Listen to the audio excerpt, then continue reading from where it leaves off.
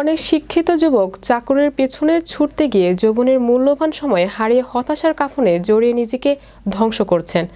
আত্মহত্যা, মাদক গ্রহণ সহ নানা অপরাধ কর্মে সম্পৃক্ত হন। প্রকৃত জ্ঞানী তারাই যারা জ্ঞান অর্জন করে ব্যক্তিগত, পারিবারিক ও সামাজিক উন্নয়নে নিজেকে নিয়োজিত রেখেছে, অংশীদার হয়েছে রাষ্ট্রের উন্নয়নে। তাদেরই একজন গাইবান্ধার সুন্দরগঞ্জ উপজেলার জিয়াউর রহমান। বছর কয়েক আগে মাত্র ৭০,০০০ টাকা দিয়ে শুরু করেন গরু পালন। দেশি গরু দিয়ে খামার শুরু করলেও এখন বিদেশি জাতের গাভী রয়েছে ১০টি। প্রতিদিন দুধ দেয় ৫৫ থেকে ৬০ লিটার। বাজারে বিক্রি করে বেশ স্বাবলম্বী এখন জিয়াউর রহমান। ৪৫ থেকে ৫০ লিটার, লোকালেও বেশি ৫০ লিটার দুধ আসতেছে।